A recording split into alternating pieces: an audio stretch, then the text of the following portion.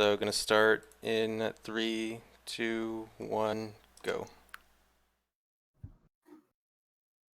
All right, so I guess I do some kind of introduction.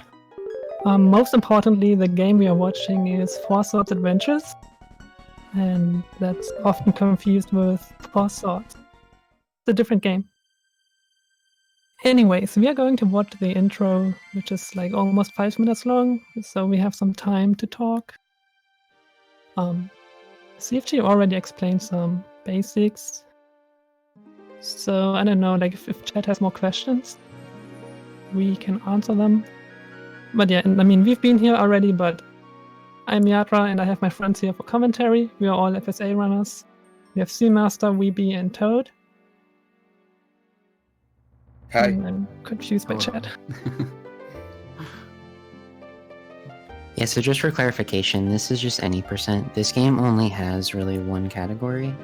There are like heart containers and rings and stuff, but it never gets tracked in the game and it's never permanent, so really any percent is 100% unless you make some like weird kind of category, which we've done before. I mean, we tried, yeah, but for the most part, you just finish the stages and that's all you can do.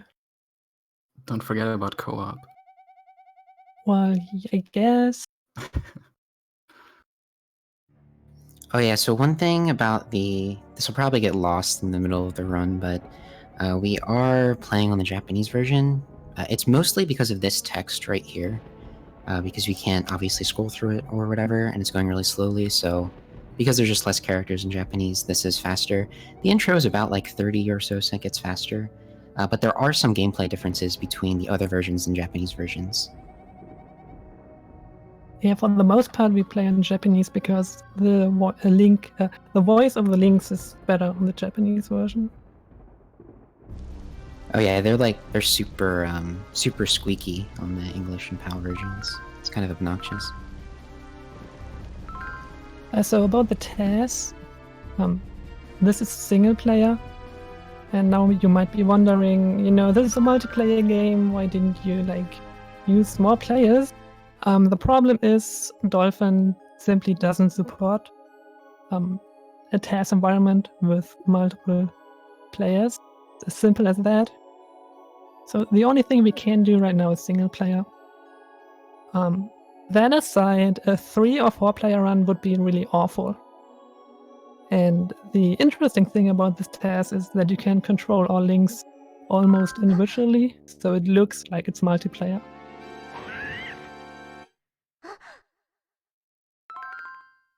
One kind of little detail here is, well, first when we talk to Zelda, you can actually choose which direction Link faces, so you saw that Link faced away from Zelda when she was talking to him.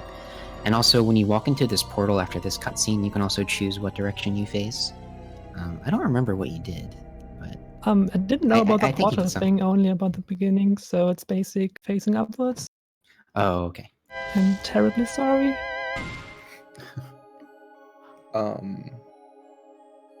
Text in this game is pretty simple. There's no real tech to text matching. You just mash A as fast as possible. So in a TAS, obviously, goes very, very fast because you can do it every other frame. Yeah, okay. Sorry, go ahead. All right. Just in case you haven't seen this game before, you do indeed control 4 links in this game. There are different formations which lets you control all of them at once. For example, the box formation. You will see them a little bit later. But generally, when you're not in a formation, you only control the green link. But you can also switch to other links while the other ones just sit down somewhere on the screen.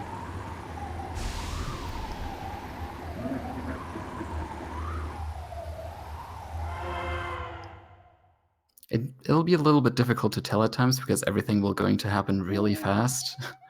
But we'll explain a little bit more about the formations once we get into the first level, because the formations and the formation menu are really important parts of this game. Yeah, I mean, it might be good to kind of start explaining it now because it's going to happen in like a minute. Probably.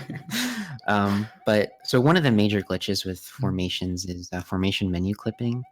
And that's going to be the major glitch that allows very big skips, and ones that are only that are TAS only as well, because they take like 30 hertz smashing or whatever. So after this, it's going to get pretty insane.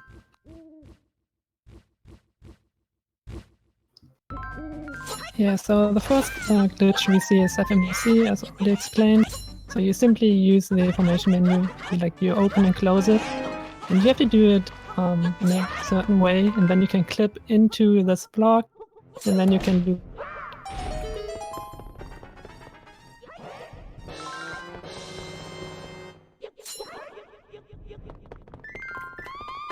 Normally on this next part, you need to get the fire rod to get past this rock, but again, you can just clip through stuff, which is pretty cool. That one also uses stun down enemy clip, I believe, in order to get through the wall, which is something you see a few times in this one, I believe.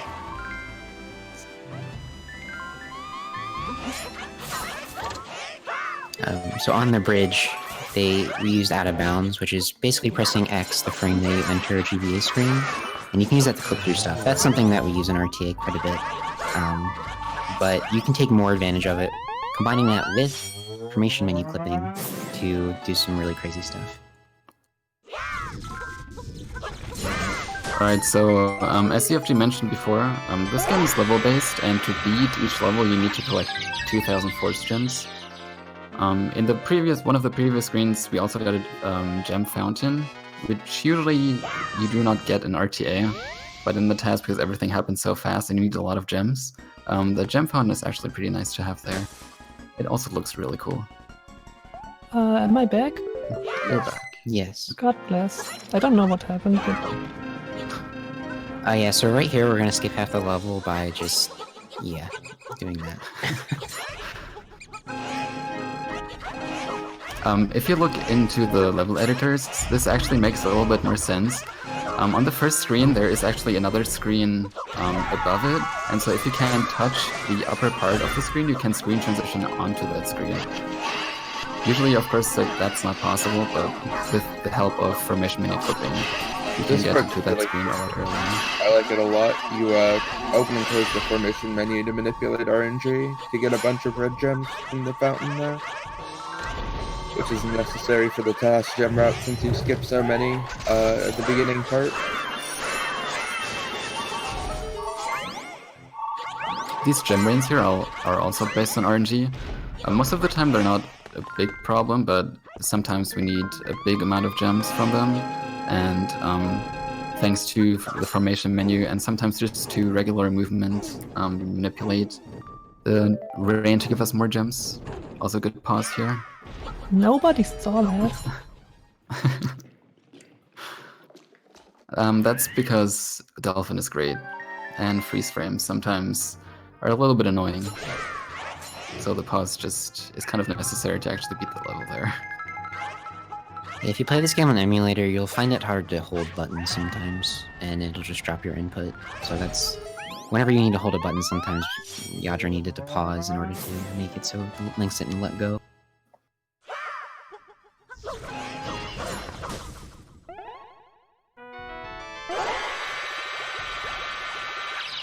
Going back to the gem rains, so as I said, they're pretty much all random. The only thing that's guaranteed is the big green gem, which is worth 100.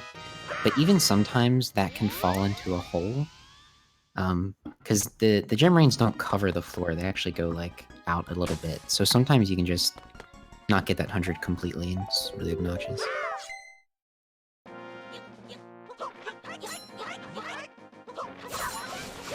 And here we have some more formation menu clip stuff to get past this whole section. That movement at the beginning was actually to skip an owl trigger. Usually there's a cutscene with the owl that talks to you for a little bit, but with interesting movement, you can skip that cutscene.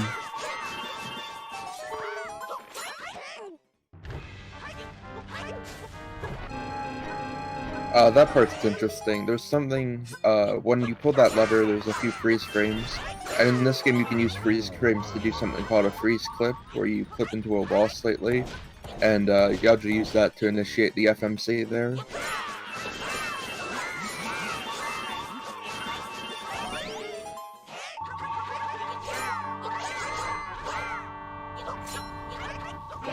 A lot of the time in boss stages like these, it's not very important to collect the 2000 gems before the boss, because the bosses always drop about like 750 gems or more. I think it's 750. In this stage, however, we're going to skip the boss. First of all, we're going to do a super jump here. They're still on the GBA screen, the links, and if you hold out the sword when you jump down and then leave with green, they will for some reason jump to the upper left part of the screen, and which is actually the boss screen, but on the left of the boss screen there's the last screen here, which you're usually only supposed to enter after you beat the boss. But since we can just go there and then just FMC out of there, we can skip the whole boss.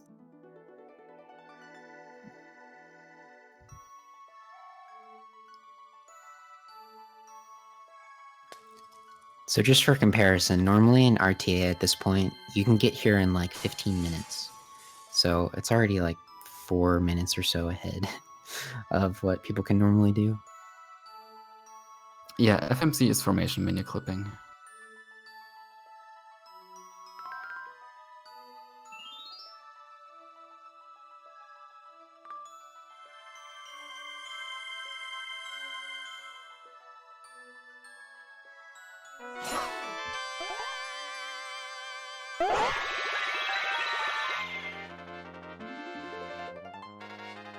Oh yeah, one thing we didn't mention before.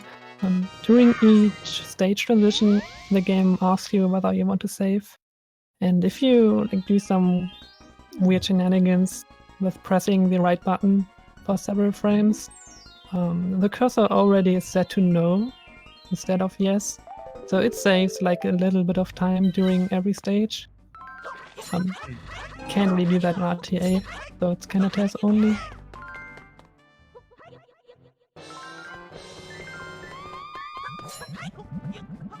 So for this stage, there's, as usual, a lot of FMCs going on. There are also two different routes you can technically take. One is the slingshot route and the other one's the bomb route. They don't differ too much. It's mostly just the Zora fight that's up ahead on the screen. The TAS obviously can get one cycle with the slingshot pretty easily. With bombs, this would be a lot more difficult to do. But the slingshot also allows us to do like clip on the next screen, which I hope you can explain because it's... I can do that. So the like clip is special. We have a link getting eaten and then we stun the like while we are still in formation. So we have the links moving in formation, but one link is being eaten inside the stunned enemy, which means FSA laws go crazy and you can push against the wall, which makes the eaten link be moved into the opposite direction without collision. Makes sense. I hope everybody understood that.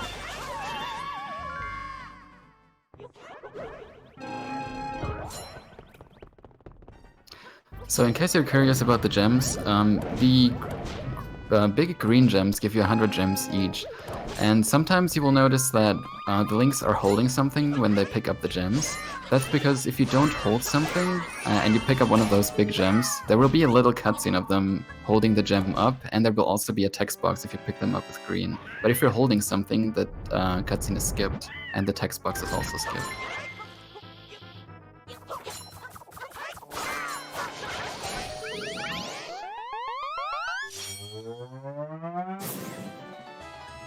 For these Manhandla fights, which we just call lobsters, they drop 5 gems, and they're either green or blue. Blue is worth 150, and green is worth 100.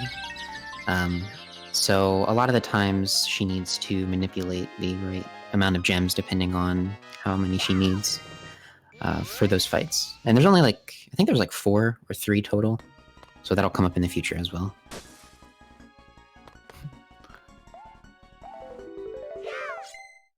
This level is one of my favorites because the way you get gems in this level is through the mini game in it, and normally the mini game is something that's given runners a lot of pain over the years, but this task kind of has a very smart and creative way of dealing with the mini game. And very swag. Mm-hmm. Actually, sometime later in the task, there was a new glitch found for duping gems and stuff. Although we're not sure if that would be faster in this case because you'd have to take a different route, but maybe, I don't know. So the actual purpose of this level is to do a really big side quest, which a lot of people don't like when they play this game casually. But we literally skip every single part of the side quest, even the Shadow Link fight at the very end here, by going into that house and doing another FMC up to that wall there to be able to walk out on it.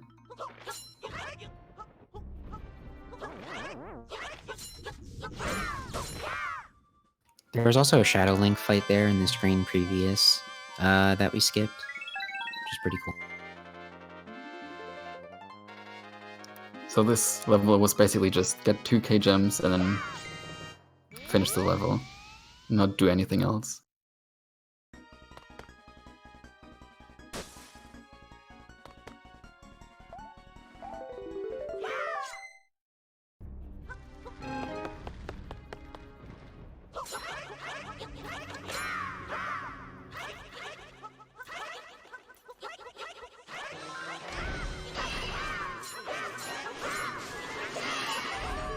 But on the next screen, we will see here that there's a weird FMC, seemingly for no reason. That's actually because there is a little cutscene trigger there. It just shows that there are bowling balls coming out from the top of the screen. But with an FMC, you can also skip that cutscene. And this is the best room in the game.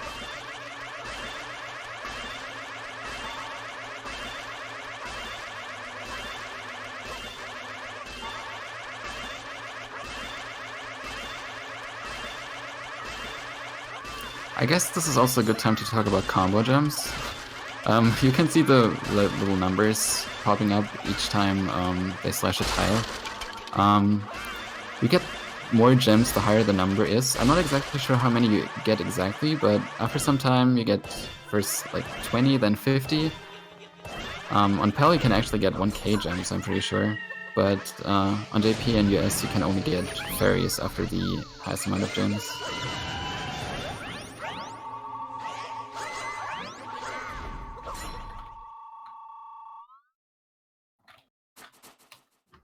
Yeah, the amount of gems you get actually differs per version. The best version is the PAL version because they actually made it make sense. You can get like 1,000 gems if you get 100 or something like that.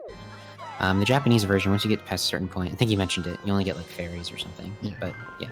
Fairies are the skin's extra lives, pretty much. You didn't. The combo gems can be pretty useful, especially right here. You want to have the level 2 sword before you actually have to hit the boss with the sword, because it allows you to get the free 1 cycle. It's also possible in RTA, but it's a little bit difficult.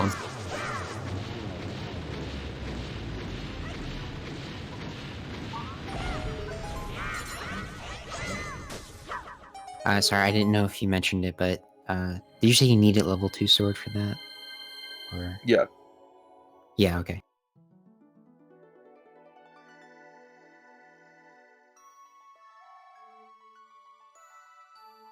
Oh, and also to explain what happened like earlier, this dungeon you normally need the bow. You get the bow from the left-hand side of the dungeon and the lamp from the right-hand side of the dungeon, and that allows you to enter that screen where all the floating tiles were. But using FMCs, we can just skip all of that. And I mean, you basically take out all the level, which you'll see is a running theme in this whole game, really.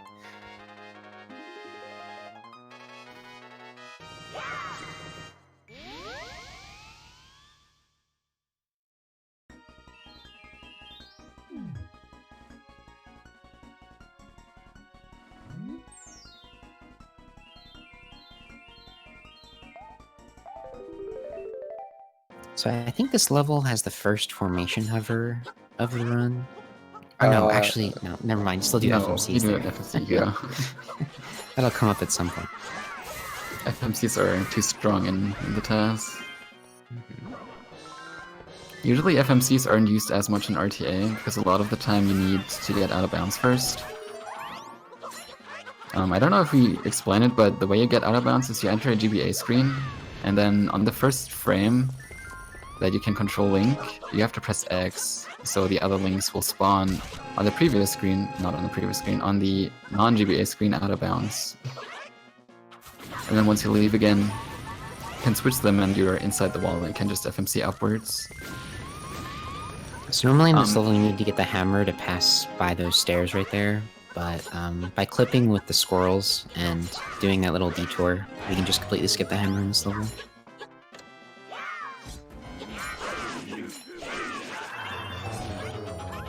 There's also a cool little jump coming up here, using out of bounds.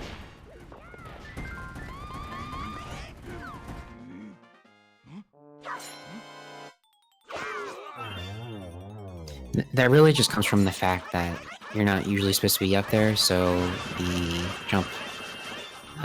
well, I guess the cliffs are not really programmed correctly.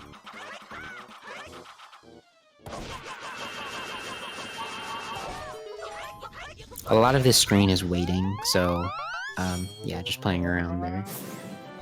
Disco gems. Disco gem. So there's 4 gems under that rock, and when you pick them up all at the same time while you're holding something, they rotate over your head like a disco. And there is a way to do that RTA, but it's kind of tricky, so that's something you see super often.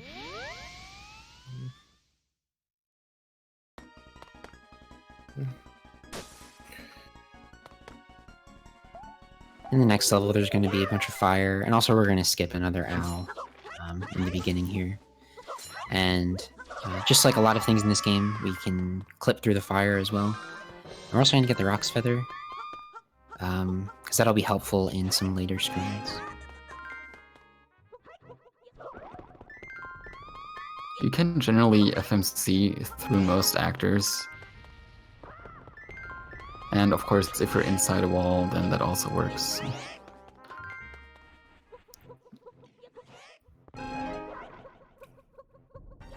Yeah, the game, like, kind of crushes you when you're inside a solid object that isn't an actor. Or I guess maybe if it is an actor too.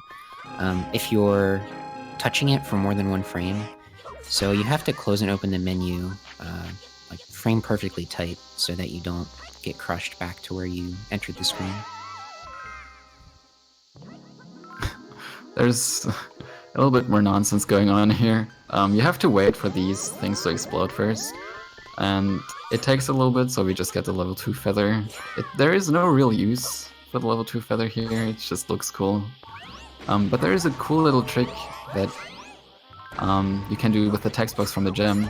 Usually the explosion here would kill you, but because of the text box, or rather, while the text box is up, the explosion still happens. And so when the explosion happens, when the text box is up, you don't get hit. So that way you can position yourself right besides the screen transition trigger and just have up the text and not die to it. Yeah, the Great Fair is actually normally never seen in the run. Even in RTA, it hasn't been in the run for, like, years. But it's nice that you get to see it in some context, at least.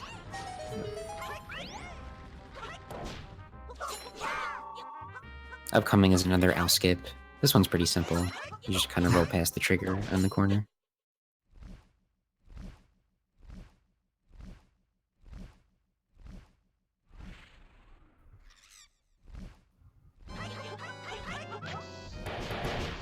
Normally for this, you need the hammer to knock off Helmarok's mask, but bombs actually hurt it too.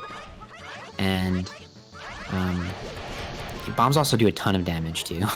So you'll see her use that to basically one-shot Helmarok. Get bombarded with bombs, Jesus.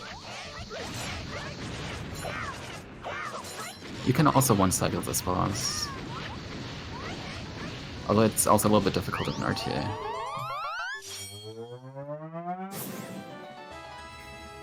No, it's free. It's free. On the next screen here, there's actually a cool little glitch you can do with the hammer. There's no use to it, but the tiles here spawn a little bit out of place for some reason, if you charge the hammer and then release it right when they spawn. It just looks a little bit funky, but they still work.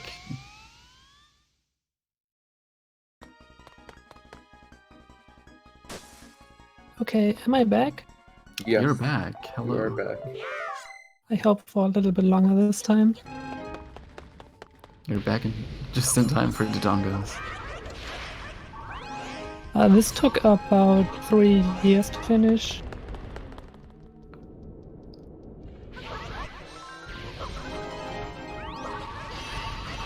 Is it 3 years counting from the very first? No.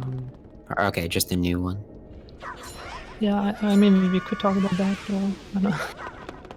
Just doing stuff here to skip stuff. But yeah, technically, well, I started this TAS in January 2015, and eventually we had problems with desync and everything, and I restarted in January 2015, and now, oh no, in December actually. So it's 3 years.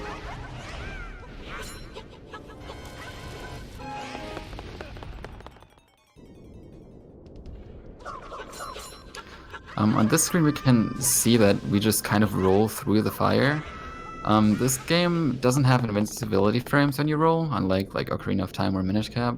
But when you get hit and roll on the same frame, then you skip the knockback animation. You still take the damage though, so you do have to be careful.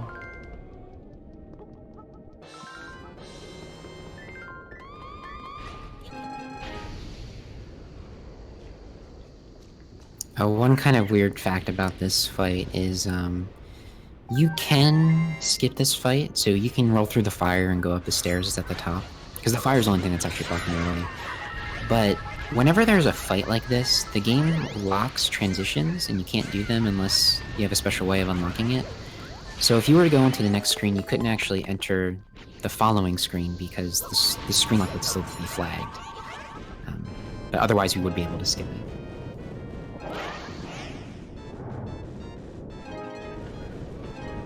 You also see see the dongos. You also see some formations here. That's just manipulating the RNG so that the Dodongos open when we want them to. Yeah, but the dongos have multiple timers, and depending on what you do, they jump between values like 30 to 120, and they do that multiple times, so I do a lot of silly things to get low numbers. Oh yeah, I guess just to clarify, so the RNG only depends on the position of the 4 links, right? Pretty much. Well, position and actions you do, I and see, which I see. link is active too. It's a lot of things actually. Like just switching to another link can change RNG. Yeah, but like from my experience, you can't just like press some random button and it'll do something, right? I mean, not really.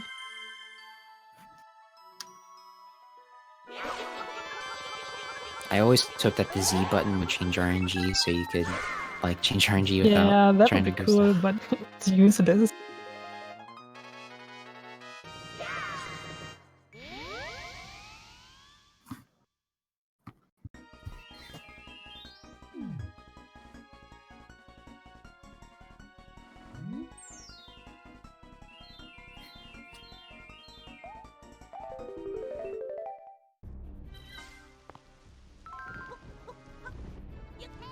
Alright, time for World 4. This level will introduce horses. For the better or worse, I'm not sure. But first we actually have to... What's the word? Bring... What's her name again? Jesus, I don't remember. Malin. Thank you. Back here. That little bit of movement there is just to make the links walk to their spot a little bit faster.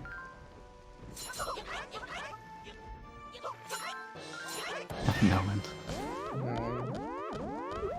So this also differs from what you'd see in RTA. Normally in RTA you carry the orb that carries the horse all the way through this section. But in a TAS you just use it because there's a way to use formation menu clipping to do a skip that we'd normally need for the horses. So the basic gimmick of this level is you need to kill these gomas to get the bow, but you can completely skip all of, or to get the shovel, sorry. But you can skip all of that in RTA with that FMC. And here you can see the gem tube we talked about earlier. By picking up the gem and then leaving the screen at the same time, you pick up the gem, but it will still be there when you go back to the screen. It's very precise to do. We also do it in RTA now, though. But for the 1k gem there, specifically, it's obviously very convenient that you can just get 2 and then already have the 2k gems. It's particularly convenient in this level because you usually wouldn't really get any other gems here. You would have to kind of get out of your way to get another 1,000. So it's kind of nice that there are just 1,000 lying around there for you to get so easily and then to dupe it very easily as well.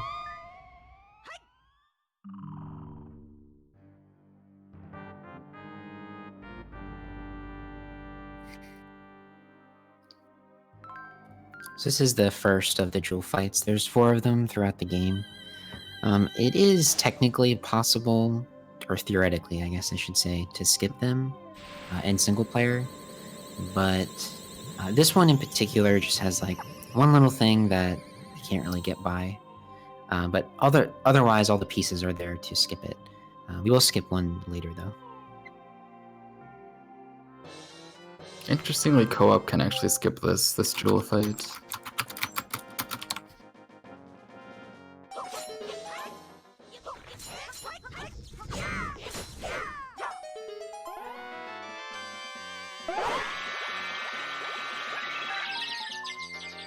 Alright, so for this next level, everyone needs to type the swamp in all caps with spaces in between. Oh, nice, Yadra. We ended up right next to each other on our screen.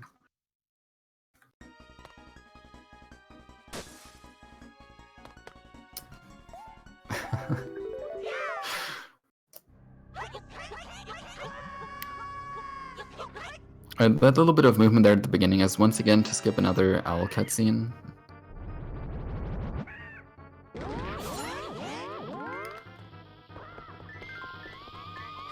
And as usual, we go into a GBA screen, get out of bounds to get onto a wall, and then do some funky movements to get here more quickly.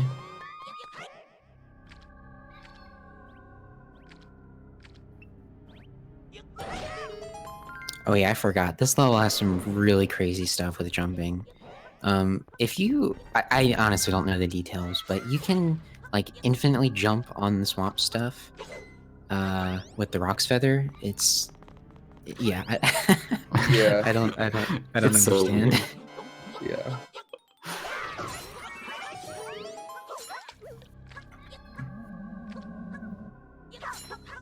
It's sort of done in RTA, but definitely not to this extent.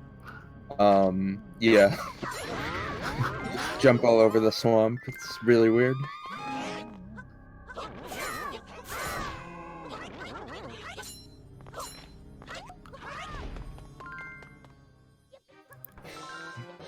Say hello to Dampe. First try Dante. PogChamp.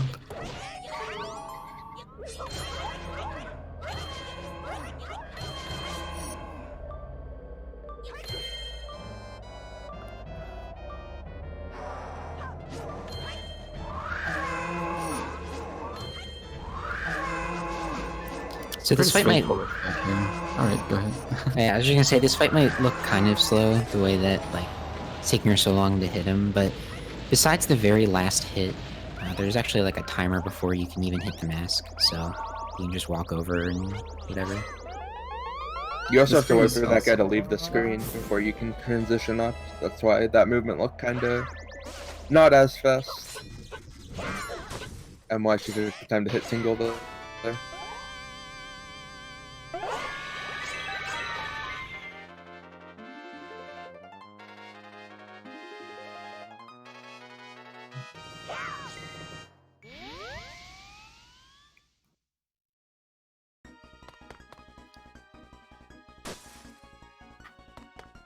So in RTA, 4.3 is known for being one of the only glitchless levels, but that is definitely not true in the TAS. I actually kind of forgot what this level looked like. Yeah. I think it is still glitchless.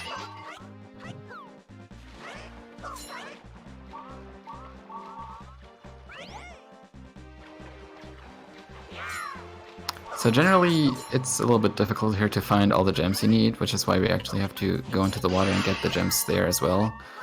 There's just not that many gems in this level in general, so you have to get the fastest one that the game gives you.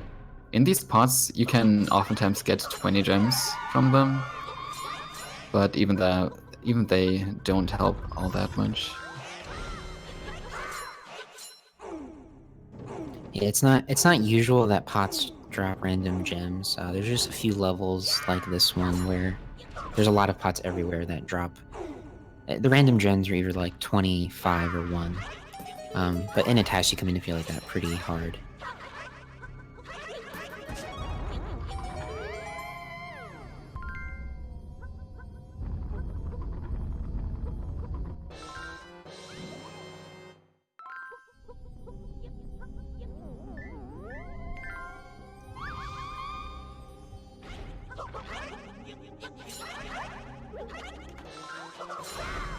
Yeah, so on that screen there's a bunch of invisible platforms. If you shoot the buttons, you'll see, it just lights up, but the platforms are there regardless of if the light's on or not.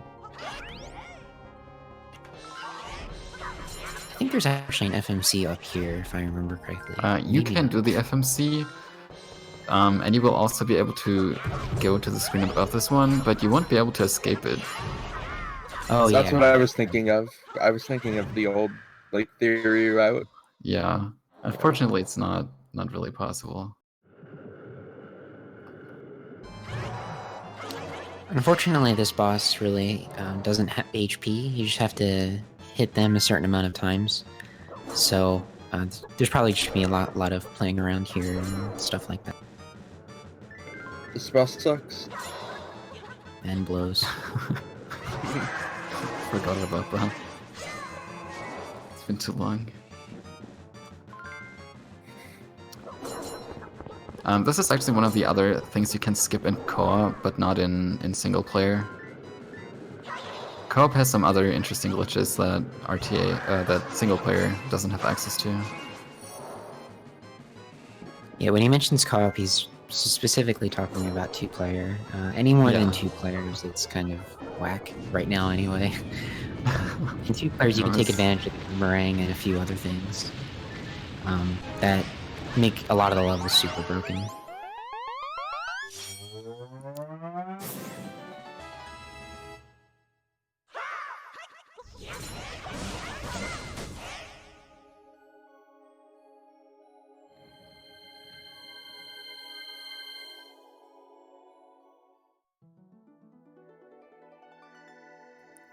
I mean, honestly, if you showed the task or this task to somebody and said it was 4 players, they'd probably believe you because that's what it looks like the whole time, pretty much.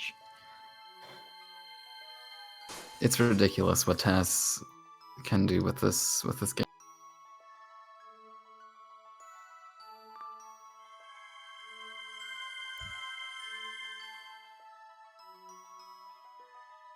And as you can imagine, a lot of these levels are ridiculously difficult to route, not just in terms of glitches and what you can do in them, but also in terms of gems. The next level is also a good example of that. 5.1 has generally very few gems. You can technically get to the very end of the level very quickly, with basically skipping everything, but obviously we need 2k gems, so we do have to get some things. You know, what's even worse about those levels, there's really only one source of random gems, which, I mean, is good for RTA, but kind of bad for a task because they can't really manipulate it too much. And there's even this glitch where when you hit, like, so some rocks, when you hit them, you'll see later, they drop gems. If you leave the screen before the rock has left all of its gems, then you can do it again over and over. But for some reason in this level and a few others it doesn't work. It seems kind of random.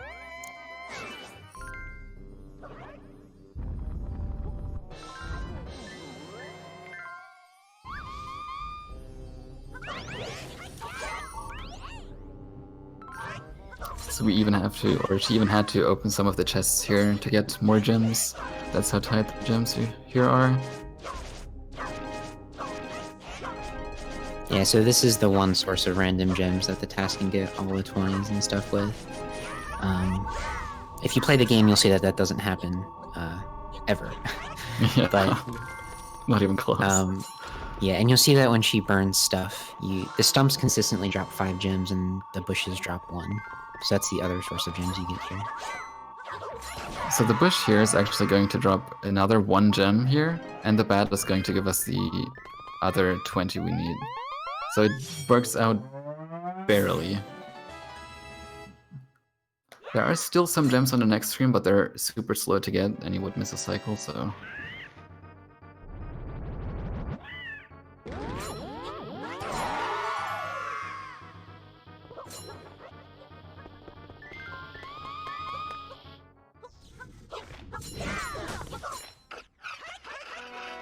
regarding movement, there's actually something I wanted to mention. Sometimes you notice that she also put her name into the ground there in Japanese letters.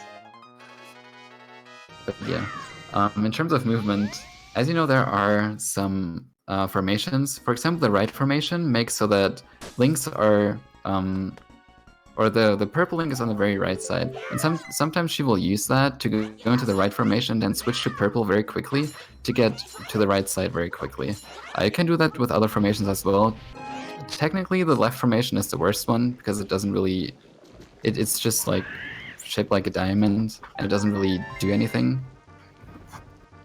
But yeah, for right and down movement, that's a really interesting movement method, and saves quite a lot of time. Although for the diamond formation in a TAS, you'll see this probably in the next world more so, because I think that's when she started using it a lot. But so in the diamond formation, we do a spin attack. All 4 links spin around in a circle, and she actually uses that to propel the links a certain like distance to go faster. And it's really cool to watch. If you try to look for that in the later levels, it's really awesome.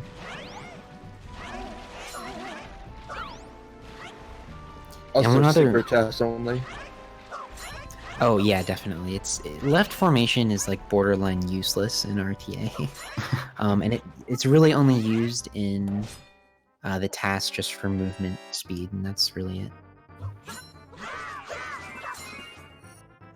Another thing I wanted to mention is there are other weird formation mechanics with the different links. So green acts differently than the other links whenever you use a formation, which is like the C-stick. And so if you're a different link that's not green and you use a formation, you have to wait for green to get to your original location so that you can continue.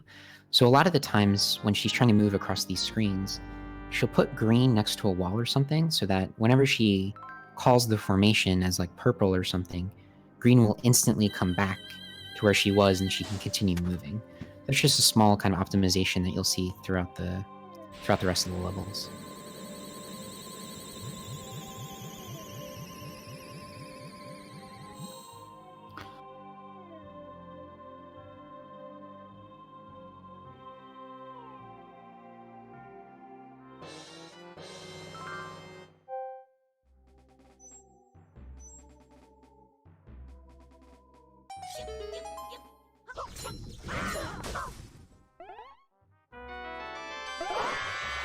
This next level coming up is really insane. It has so many skips compared to RTA, and I mean I think almost everything is skipped. I don't even remember like what items you get. Maybe the hammer and that's it. I don't even know if you get the hammer.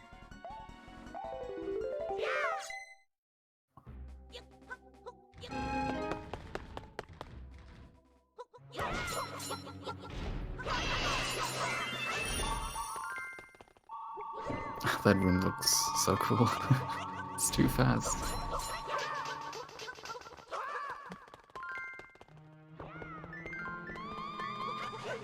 Normally in RTA you have to go back on the GBA screen and hit the switch for later.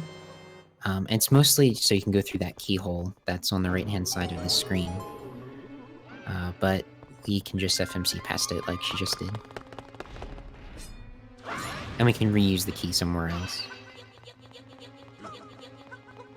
Here you're waiting for the bomb to respawn to get out of bounds with it. That's what the waiting around was for. And normally you have to go on the lower part of that screen to hit or pull some switches to open that door. But yeah, using turtles and FMCs and stuff. And we're doing the same thing with, so this is enemy clipping as well, because we stun the enemies with the hammer and just use that to roll through the walls. That screen is so ridiculous. I still can't believe that even works. Yeah, so normally in RTA you use a key that was just in that previous room to skip some stuff, but here we're actually using a key that was in like the very first room. And also we can just roll over pits because this game is crazy.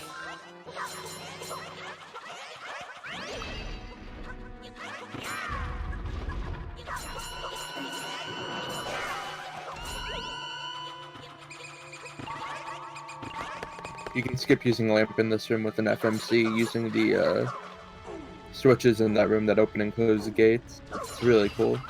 Technically, you can do that in RTA, but it's not really faster for real time.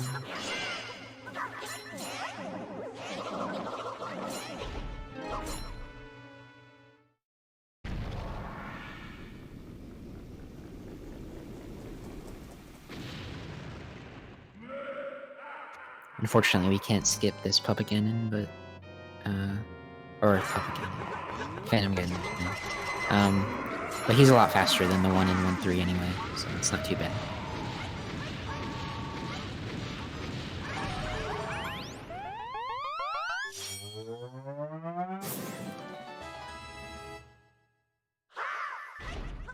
There's also a cutscene here talking about some, I actually don't remember.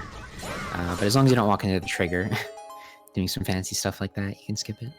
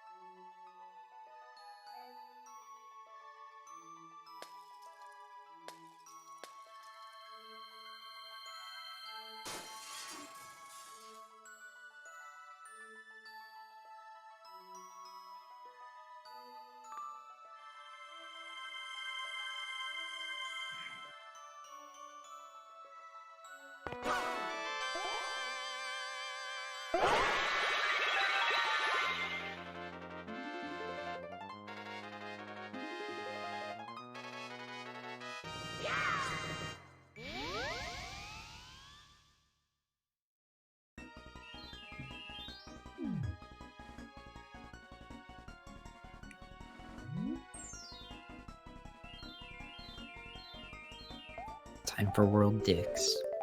Oh, yeah.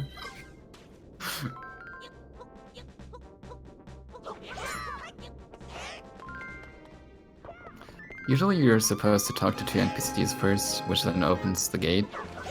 But obviously, she just FMCs through most of the things. Obviously. Yeah. The main mechanic of this game.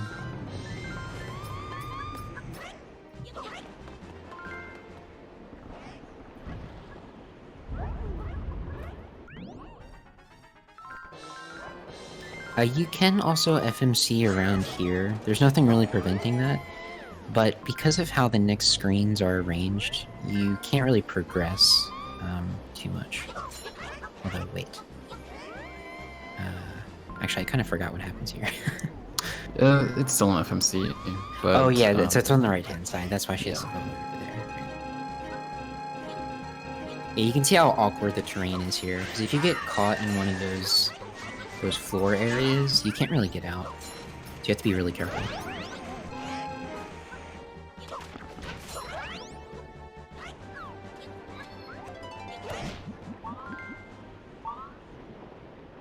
Yeah, some really weird mechanics that just happened there. I don't know the full details of it, but if you do an action as those floors are about to collapse, you can avoid not falling or something. I also saw a little spin attack and diamond formation there. It's pretty cool. another stunned enemy clip there with the boots this time to get skip is out of ridiculous. bounds to initiate an FMC to skip a few rooms. Yeah, that actually skipped like a ton of stuff. It's crazy. Yeah.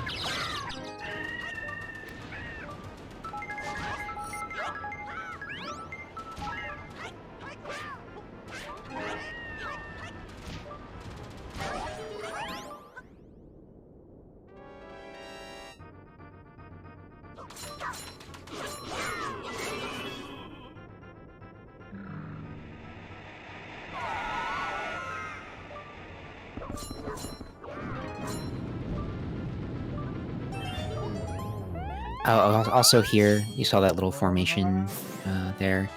Those guys can drop either 100 or 150, just like a lot of enemies in this game. And so she needed a 150 there in order to get all of her gems. But that'll be the last one of those fights, so we won't have to see that again. The fourth one we're going to skip when it comes up later on.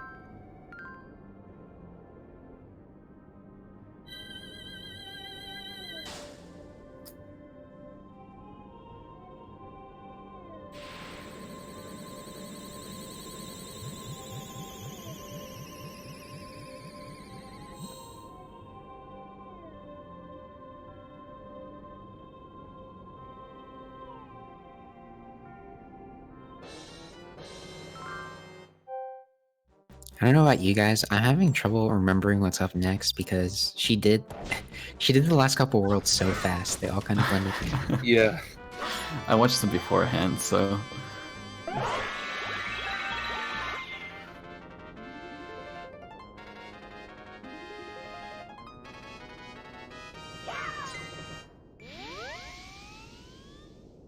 But at least you can expect some FMCs if anything else.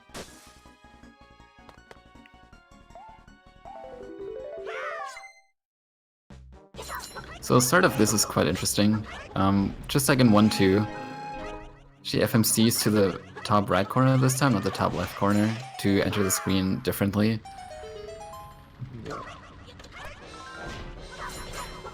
It just skips like 2 rooms. It's not the biggest skip in the world, but obviously it's quite a bit faster. And of course the classic Ninja Turtle clip. Hardest trick in the game. That Ninja Turtle clip is just another enemy clipping. But this time it's not to FMC, but just to clip through to a block and to push a switch under a pot earlier than you're supposed to. Usually you would need a key to do that, but this way we can keep the key and use it somewhere else. Also, this room is bad. This room is super complicated, and even if you play it at like 0.1% speed, you won't understand what's going on. Yeah.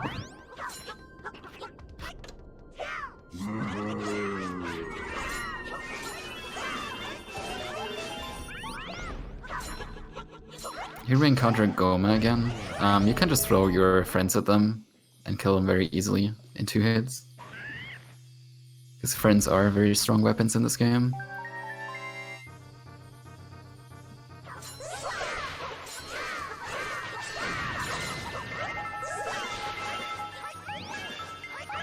Oh yeah, so I talked earlier about when enemies drop green gems, usually they can drop blues as well.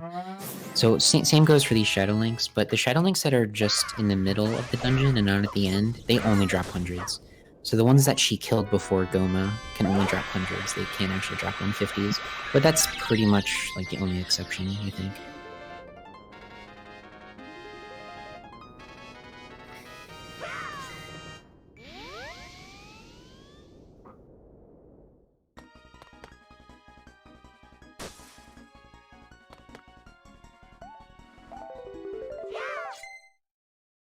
This next level is actually one of the longest levels, well, casually, and it may even be longest in the TAS, I'm not sure. But yeah, just some more FMC shenanigans. This looks very fancy, but it only skips like, or only saves like, what, 2 seconds or something? Yeah. Yeah, I forget which. And also, pulling levers, as you've seen before, usually makes her have to press pause because Dolphin doesn't really work with this game very well. So avoiding that is also nice.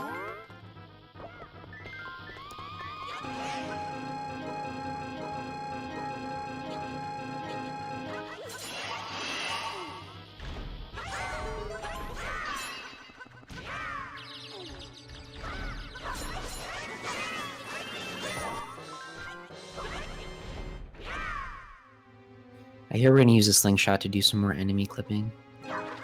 Here she has to wait for the Gibdo to get in a certain spot, so... not really in a rush too much.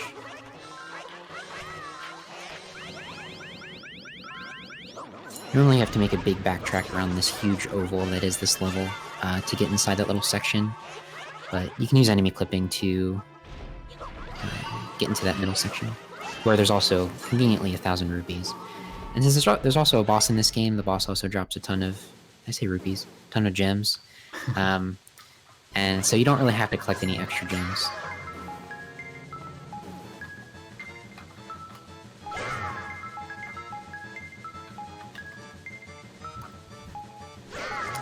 Here we see Flying Link Glitch.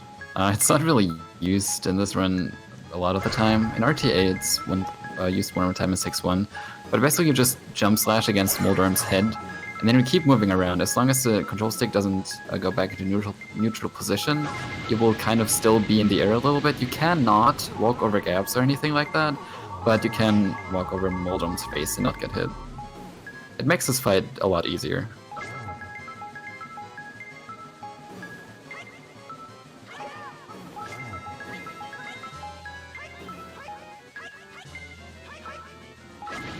Again, this is a boss where they don't really have HP, it's just you have to hit them a certain amount of times. Yeah, that's pretty much it. There's also another cutscene coming up in this next room that we'll skip using similar methods as before. You're making sure not to hit the trigger. This is so weird. I don't understand how that works, to be honest. As long as the main link you're not controlling hits the trigger, you'll never get into I guess the it's just cutscene. like 1-3 technically. Yeah. Alright, makes sense.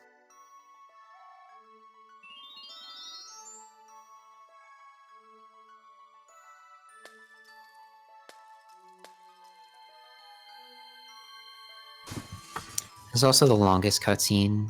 It's like a minute long, so if you have to get a drink or something, go ahead and do that. Stay hydrated.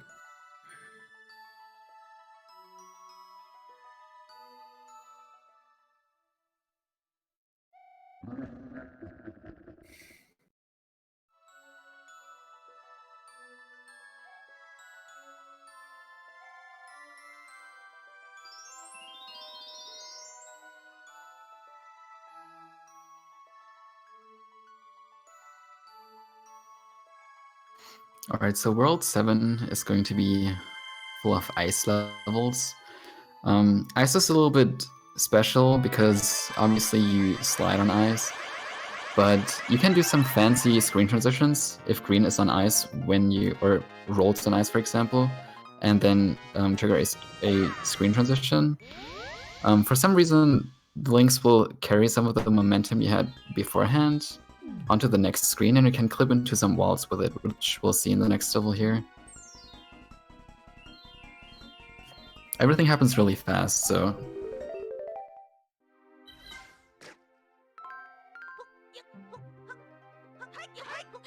Oh yeah, first of all, she actually gets the boots here for a clip later on in this level.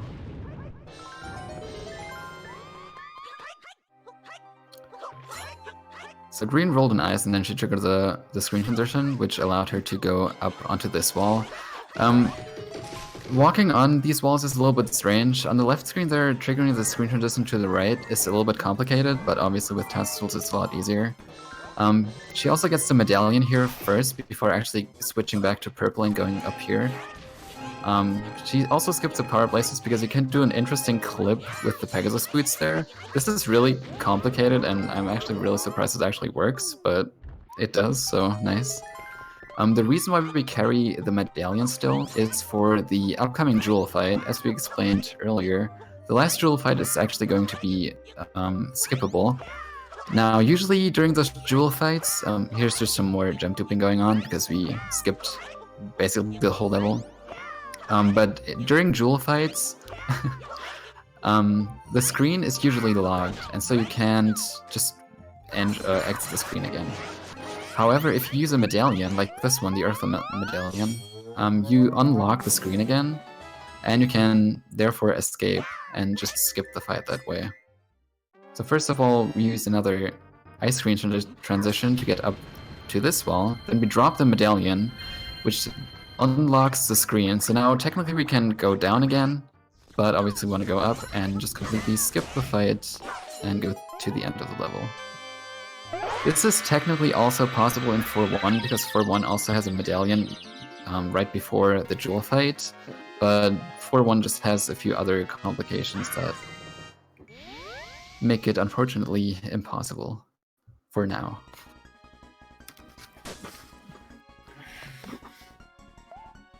So there's a mechanic in 7.2 where the gimmick is that you basically have the level 2 fire rod, which allows you to spawn blocks and stuff. And so a lot of times there's 5 switches, and you only have 4 links, obviously.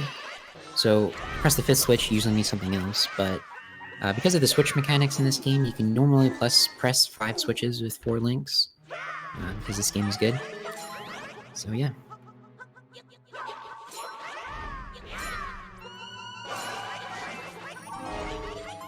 Also on this next screen, you need to get rid of all these skulls in the ice, but you can just walk over them to get rid of them instead of throwing bombs like the game kind of wants you to.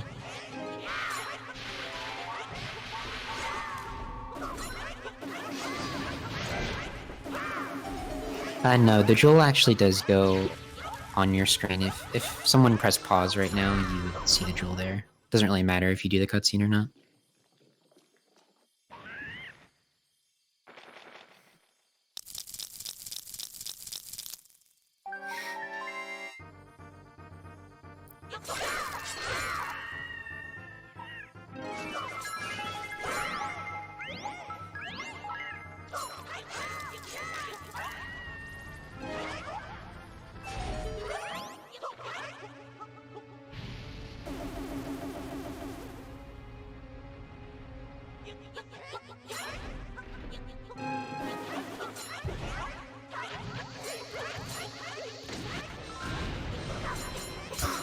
I really like that room.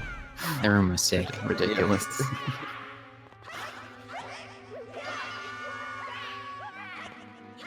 More gap skips here. That's something you normally see a lot in RTA, but it's not used too commonly in the TAS just because FRC is so powerful. This room definitely looks like 4 people were doing it. Yeah.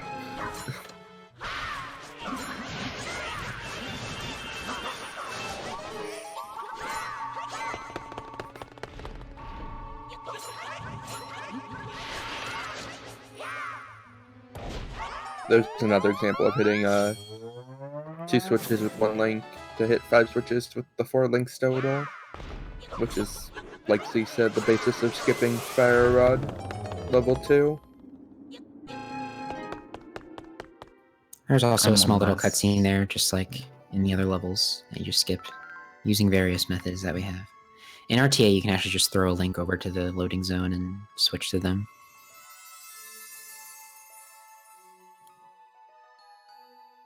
And then there's the jewel we never got in the bottom right as well.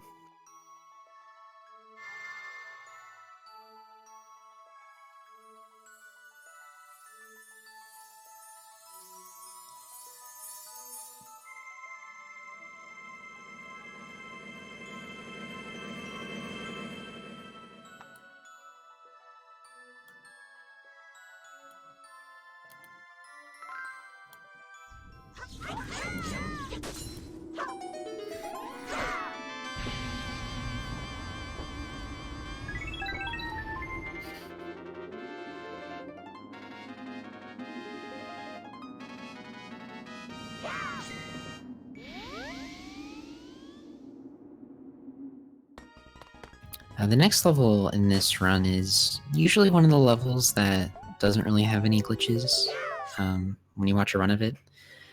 but there are a few skips that you can take, and there's also some really cool rooms. I think when you don't have like FMC at in your toolbox for levels, it ups the creativity a lot, and you'll find some really cool strategies that are used in these rooms if you can even follow it in the first place.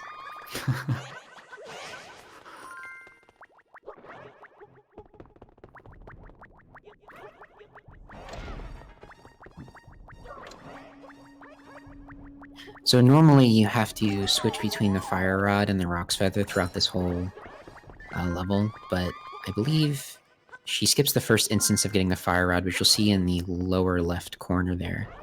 Which you normally have to go over there to get the fire rod and melt some ice, but using FMCs we can skip that little section there and just skip right to the rock's feather. But that really doesn't skip too much. It's only like 10 or 15 seconds or something.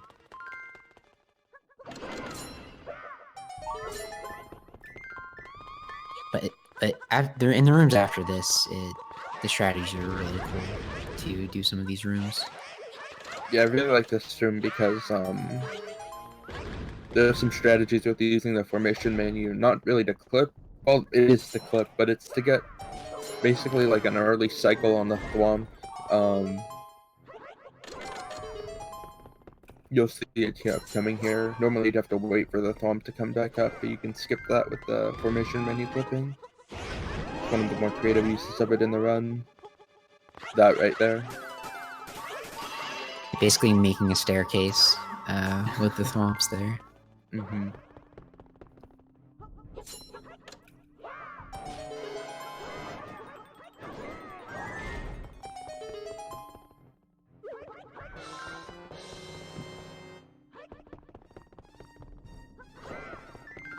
Now you're supposed to melt this frog here, but rolling through it is faster, so just do that instead.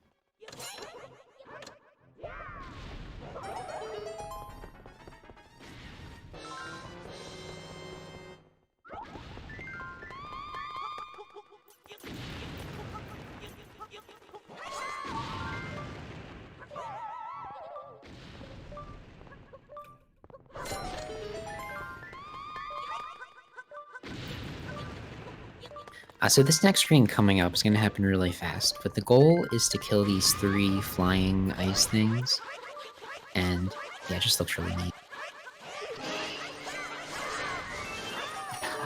Yeah.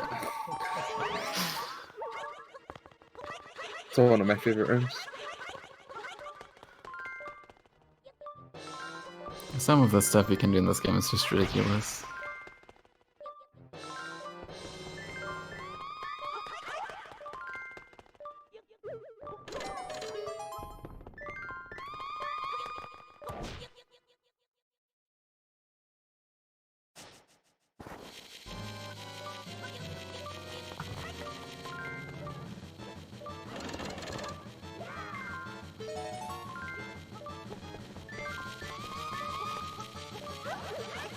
So the goal of this boss is to hit his, like, top, wherever this thing is, and then he'll fall down, and then you just have to hit him a few more times.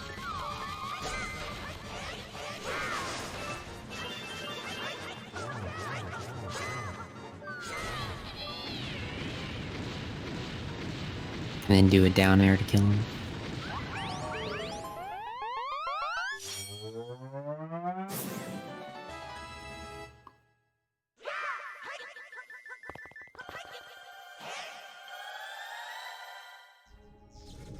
No, in single player, every link has the same item.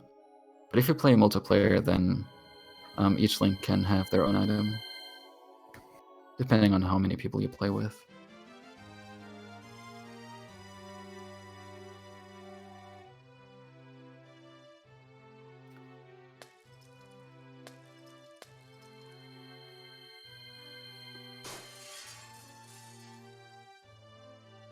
So coming up in the next level, 8-1, you're going to see a lot of formation hovers. For some reason, in World 8, it's really easy to do formation hovers. It works in other places too, but like everywhere in World 8, you can just hover by using the C stick. But in a TAS, you can do a lot of crazy things with screen transitions, which is also one of the reasons we're playing on the Japanese version. A lot of these unintended screen transitions won't work unless you're playing on the Japanese version. I know Innate one for sure, I'm not sure about the other one. Yeah, so I think this might be the shortest level in the TAS, or at least it's pretty is, yeah. close.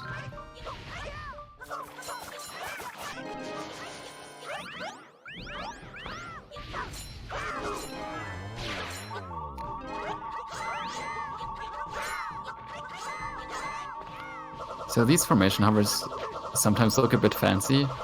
This right here is just holding C right on the C stick. It's not too complicated. The screen transition is a little bit different. After the screen transition, you usually cannot continue the hover that easily, but if you get a frame perfect jump slash, then you most of the time can continue the hover by still holding right on the C stick. It's not that simple, but most of the time that's all you have to do.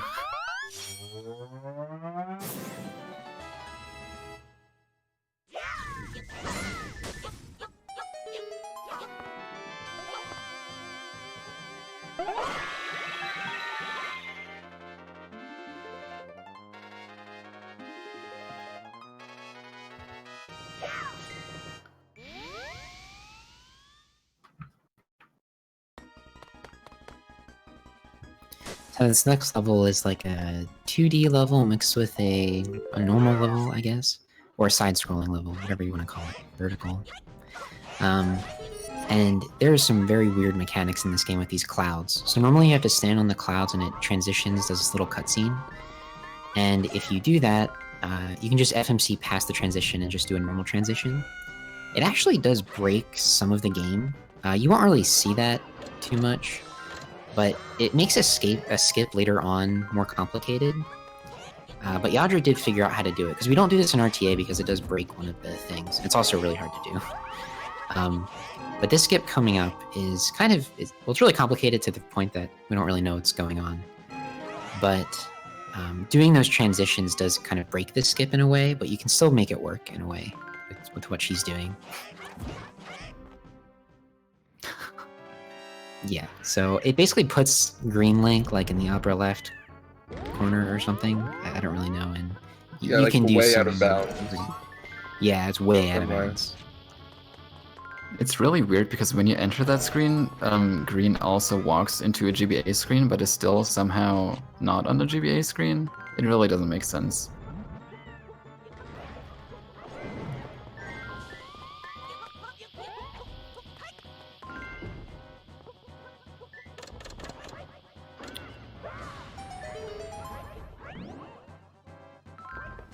So after this, we get to the normal level layout, and there's going to be these Widrows that she's going to kill.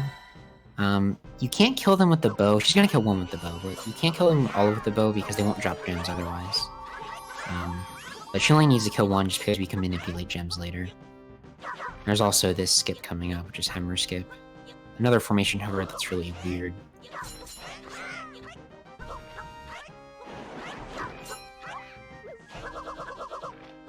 These formation hovers are also weird because usually you cannot just simply roll during a formation hover, but on very specific frames, and they're also not consistent frames, very inconsistently, you sometimes are able to roll upwards a little bit, and then that allows you there to screen transition upwards.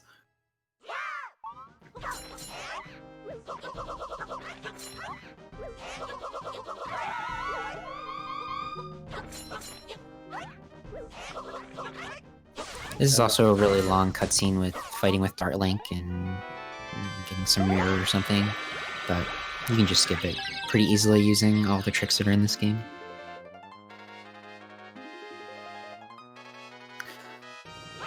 The gems are for completing a level. You need 2,000 gems to destroy the barriers at the end of each level. Except for this level, the very last level in the game.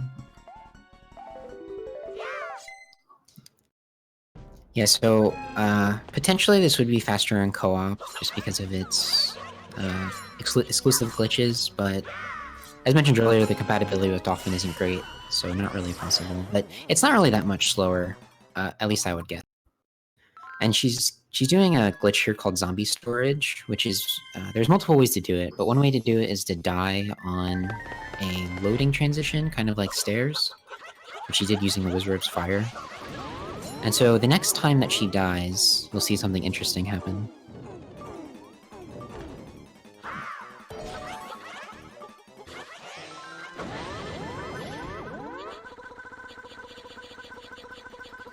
And so, so the next time you die, some of your links become essentially zombies, and they just don't get revived.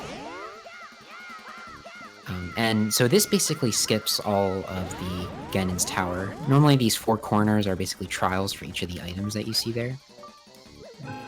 And we can just skip it doing this. Oh, we can FMC too. That's sick.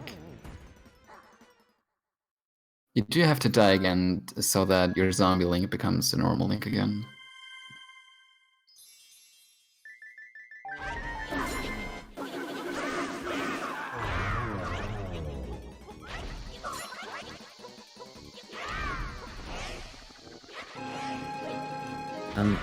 She also needs the Pegasus boots for this next room. You don't technically need it, but it's a lot faster to do it with the Pegasus boots, because breaking these blocks without Pegasus boots requires some FMCs, getting that bomb, and doing it multiple times, and it's really dumb.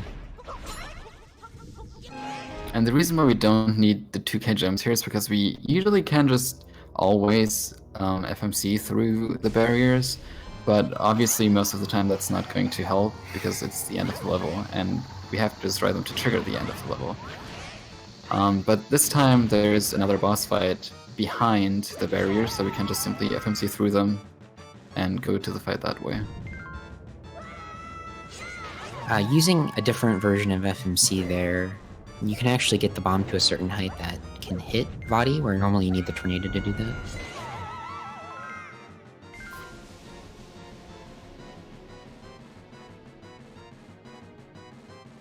And that was Vadi.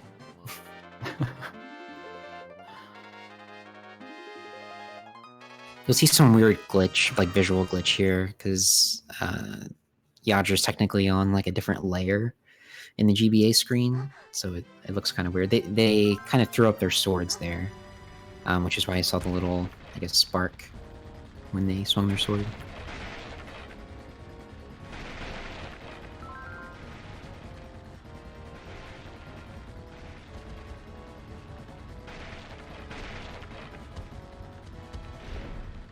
Unfortunately, a lot of the collapse is waiting for Zelda, but I'm sure there'll be some fun shenanigans throughout. I don't think I've seen 8-3 yet. Did you guys watch it? I I have watched not it. seen it, no. Okay.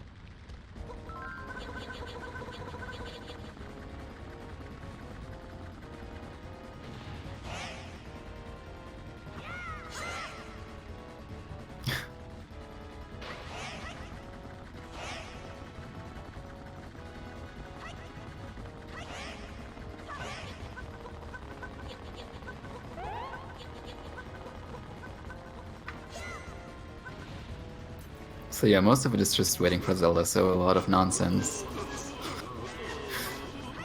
is possible since it doesn't waste time.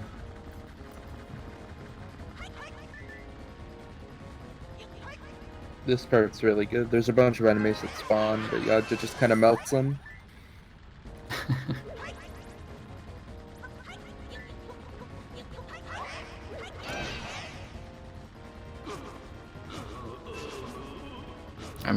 Here you do have to trigger some switches to make ladders appear for Zelda to walk on. But that's mostly it, really, what you have to do.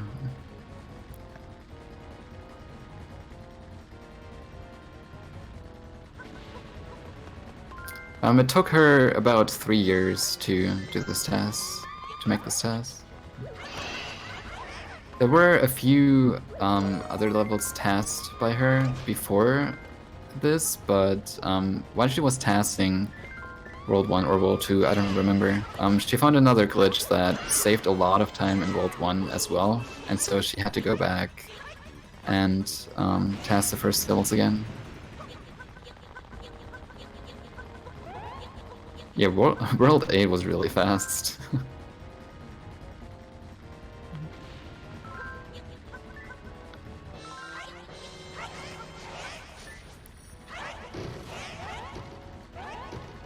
I didn't know that putting your bow through that lamp made the arrow a fire arrow until I watched this, which is pretty good.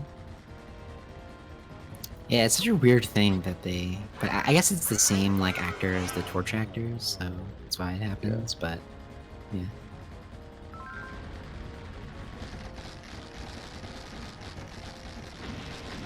She did take some breaks every now and then. Oh yeah, you saw a little weird glitch there where if you put up the formation during that, you can extend the like fade out box or the fade out whatever, and it'll just go away and you can see you guys like in the bottom.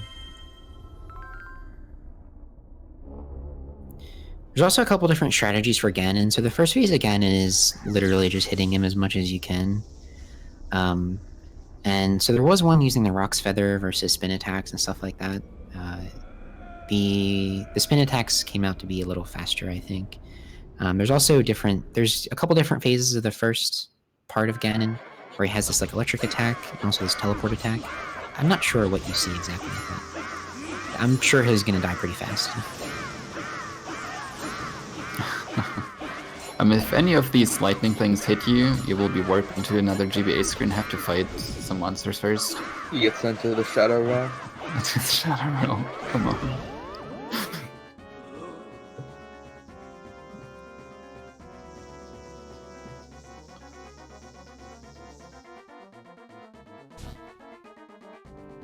And now the second part of Ganon is just hitting his energy balls back at him. You just have to hit him 5 times. So it'll end after she shoots the light ball into him.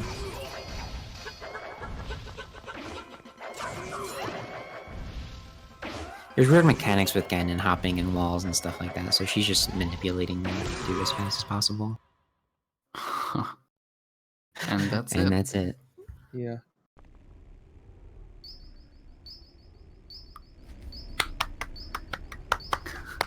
That was sick. What ridiculous. Yeah.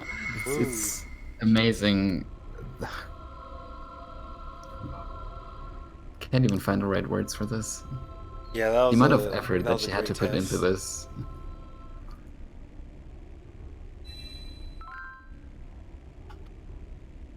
I'm not sure if Yadra is still having mic issues or something. I don't know if she can. Let's find out. Hi, I'm Oh, here. hi. Linda. Yeah, so that was a great test. I think everyone enjoyed it. Yeah, I hope so. It was pretty fun to watch with everyone, and I'm sorry for my mic issues. But like my commentators were like perfect, so thank you for the backup. Really, I meant to talk a little bit more than that. It's no problem. Thanks for making the task. It was great to watch. Yeah, thank you so much. Yeah, really, really great. Absolutely ridiculous. Yeah, I've been waiting And, for this to be finished for so long, and to finally see the whole thing. It's really great. and yeah, it's been almost 4 years. So, while we are thanking to people, once again, a huge thank you to the Flawless crew and FSA and to CFG for streaming this. Oh, And especially, I want to say thank you to Dragonbane because he made the Zelda edition, which is like a special dolphin build, so you can actually TAS without desyncing every minute.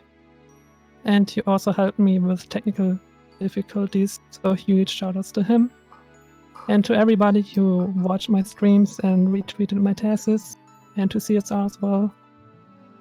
So thank you a lot, because without all these people, I couldn't have finished the TAS.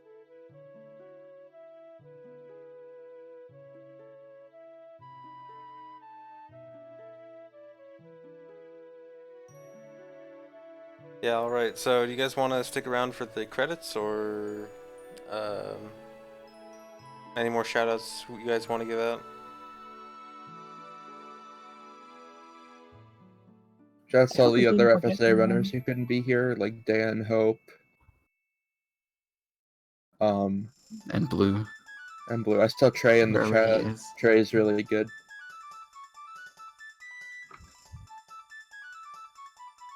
Actually, how long are these credits anyway? Like 5 minutes. They're Okay. pretty long in this game. Yeah, I just want to say how amazing how it's kind of come to this point, because I started running this game in 2013. I was basically one of the first people to even bother with this game. And then the following year, like January 2014, Yadra came in, and she was like basically the second like permanent member of FSA. And she took this game to like a level was unimaginable when I first started playing this. So it's just so amazing seeing it come to this point and kind of how far this game has gone. So it's just big shout outs to her for putting so much work into this game. Definitely. Most of the major tricks for both RTA and TAS are from her. The speed game would definitely not be the same without her. She broke this game to pieces.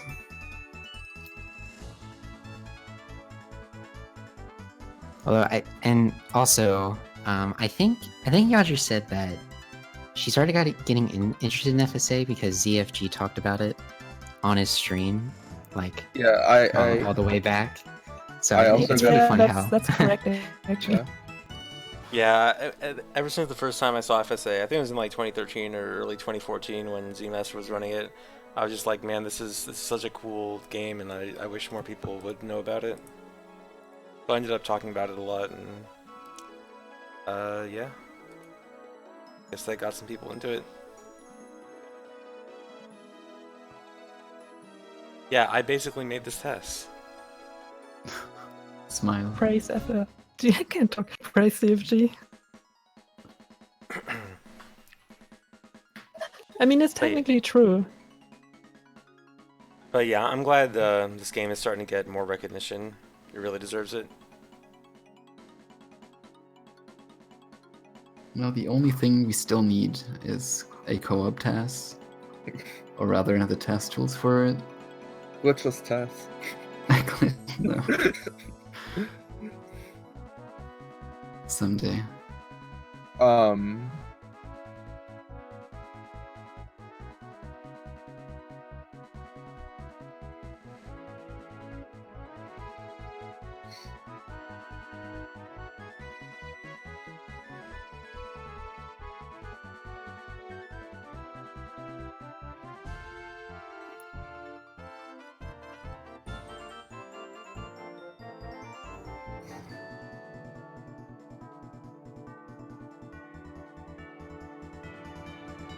I don't think we'll ever change the glitches rule set. Yeah, it's too good. What is there something interesting about the glitchless rule set? Oh, playing on Japanese is a glitch. Okay. You're required to get level 2 bombs in one of the levels. Absolutely necessary. And glitches are a glitch, obviously. So that's it pretty much. Okay, good rule Don't you set. also have to follow the official guidebook or something? Oh yeah, there's one gem that's not in the official guidebook, so that gem is banned in glitchless. Something like that. Yeah.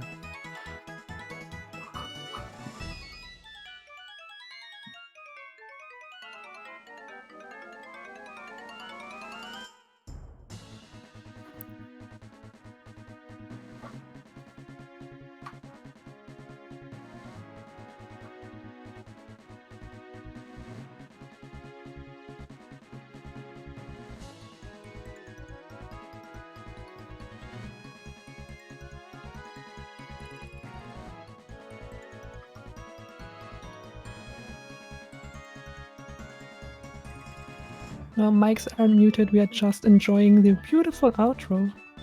Yeah.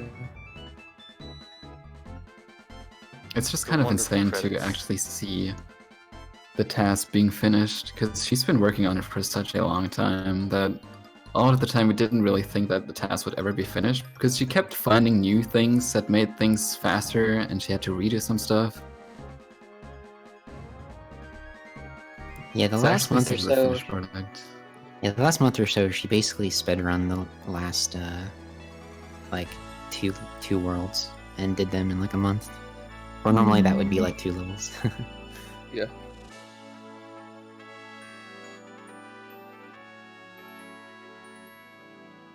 Yeah, there definitely needs to be some more Zelda game tasters.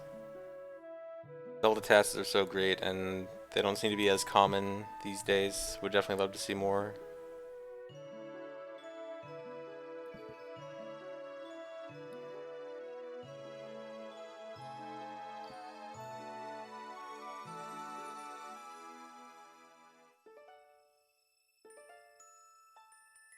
And that's the end.